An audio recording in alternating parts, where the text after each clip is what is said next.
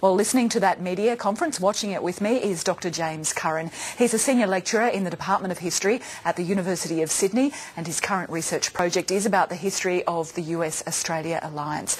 And if I can turn to you now, Dr. Curran, there was a significant announcement, as we said, this announcement that US Marines will deploy through Darwin and other places in northern Australia around about 6 months at a time. The Prime Minister saying that it'll be company size, about 250 at first, but then it will grow to this rotational presence of about 2,500 US Marines. Quite a significant announcement.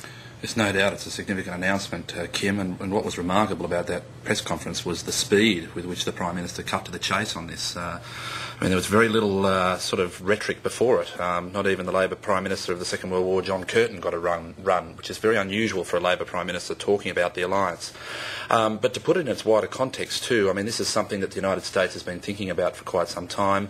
One of the previous Secretaries of Defence, Donald Rumsfeld, championed while he was in office the idea of the Global Force Posture Review. In essence, I think what they're trying to do is to ensure that they have a more geographically dispersed, a more agile footprint throughout Asia, that in essence US Marines and military capabilities are not sitting in a pool of araldite, if you like, just on Guam and Okinawa. So if we look at this announcement, from the middle of next year, 250 US Marines rotating through Australia. They'll be here for up to 6 months. That's going to build up to 2,500 within years. There's also increased rotations of US aircraft through northern Australia as well. Now, to my way of thinking, that's quite a quick change, isn't it? How is this possible that this can so quickly happen? It is very quick. Part of the foundation is already there.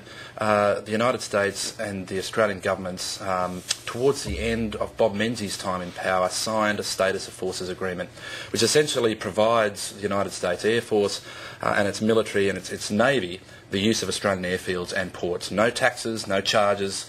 I think the reason why this can get up and running so quickly is because the foundations are already in place. But there's no doubt that the language that the President was using about an alliance of the future, a deepening relationship, a bolstering of this alliance, that the growing nature of this deployment is a symbol of that and where this alliance is heading. There's no doubt this is a step up in terms of interoperability of these two forces. Well, if we look at some of that language from the US President Barack Obama, when he was sort of explaining the reason for this decision, he said partly to allow faster response to challenges, including humanitarian crises and disaster release. But as you're saying, it's also very important he was also talking about how some of America's smaller allies in the region are crying out for some more assistance and more support, and he's saying that this sort of rotation of US military forces through Australia might be able to assist.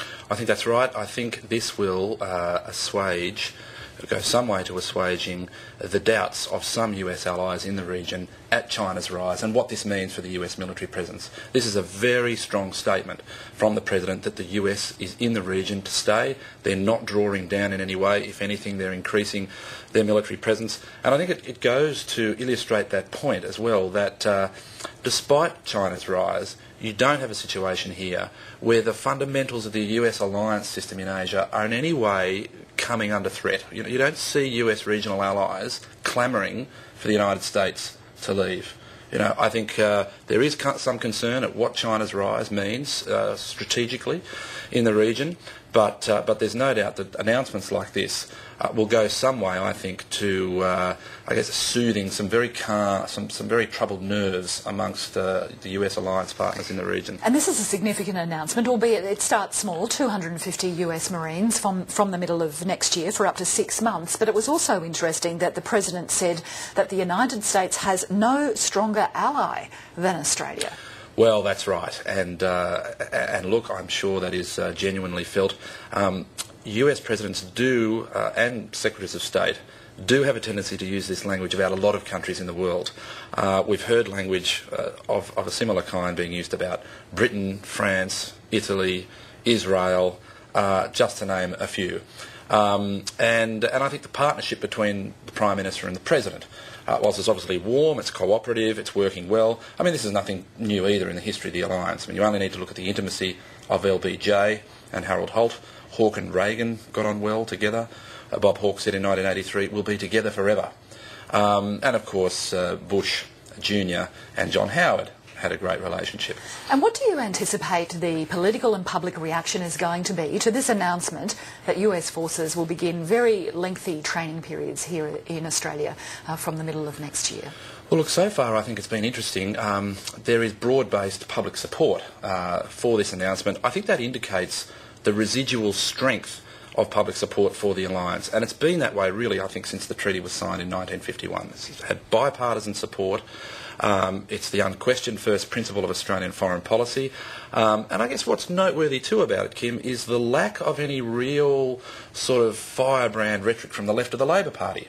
In the past, particularly during the Cold War and even through into the 70s and early 80s, you would have seen a huge stink being made by the left of the ALP. They are placated. I think that happened back in the 1980s when Bob Hawke and Kim Beazley basically calmed the left down about the joint facilities. So I expect there to be ongoing support. The public opinion polls have shown that since Obama has been elected to office, that Australians are very supportive of the maintenance of this alliance. One of the other things that we must discuss as a result of that press conference was the words about Afghanistan. We heard the President acknowledge that this is not an easy mission for either the United States or Australia, and he also said that American hearts go out to the families of those Australian soldiers who were recently killed by a rogue Afghan soldier on October the 29th. He said, "We salute the sacrifices of the forces," and he also heaped praise on the Australian troops, saying no job is too tough for Australia's diggers. Look, that's right. Sadly, things are going to get tougher for Australian forces there.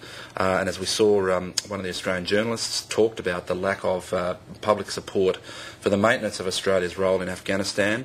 I think this is a very interesting turnaround, really. I mean, again, just to put it in historical context, you have a situation here where we have a Labor Prime Minister in Australia being even more gung-ho and confident about Afghanistan than in fact the United States President is. Well, he was saying that, any loss of life is heartbreaking, but the United States wants to leave behind a country that's not perfect, but he says, it's important to finish the job and do it right. Fairly muted. Well, that's right, and I think, Obama has more of a sense than some of his neoconservative predecessors that the idea of constructing a Western-style liberal democracy in a country with all its ethnic and tribal divisions, a country that is still going through barely the modernisation process, is a tough call. Now, I suspect that Gillard's unwavering support is because she wants to protect the alliance flank. She knows, I think, and she's seen what happened to Mark Latham in 2004, once you put a chink into your alliance credibility by withdrawing or cutting and running, to use that more sort of inflammatory rhetoric, you are suspect of being seen as not trustworthy on the alliance, and therefore not trustworthy on handling foreign policy. And I think that's where Gillard's coming from, in essence. Well, we must also discuss sort of the personal remarks that the President made about our Prime Minister, and he described, because that's also important, these sort of atmospherics, he described the Prime Minister as my friend Julia, and he also mentioned that the qualities that he liked about her was that she is down to earth, she's easy to talk to, she says it like it is, straight up, says the American President. Well, if I'm not wrong, George W. Bush used very similar language about John Howard. Well, he did. He called him a man of steel. But where Barack Obama gets one up on previous presidents, and I'm thinking here of Jimmy Carter in particular, who I think introduced Malcolm Fraser on the South Lawn of the White House as John Fraser. Gough Whitlam was introduced to the National Press Club as Mr. E-Go Whitlam. There were others in the US administration who called him Mr. Whitlam. So at least he gets the name right. But well, a bit funny accent, Gillard. Oh, Gillard, yeah, Gillard. That's right. He made a good attempt at g'day that's as well. Right. Look, phonetically, the US briefers have really got to have a good look, I think, at Australian pronunciation. Yeah. They seem to struggle with this. But the personal chemistry is important. But look, as I said, one way of testing this is, despite how close these relationships appear on the surface, and this is a superficial test, but you go back and look at the memoirs of US presidents. Lyndon Johnson hardly mentions Harold Holt. Bill Clinton, I don't think, mentions Paul Keating. I'm not sure about Ronald Reagan and Bob Hawke.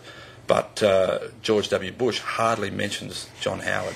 Well, the President's written a couple of books, so maybe he's got another one in the making. He might mention the Prime Minister. So looking ahead, just very briefly before we go, we've got the President laying a wreath at the War Memorial tomorrow, also addressing Parliament, making a visit to Darwin. But basically, the key component of this trip is now out there.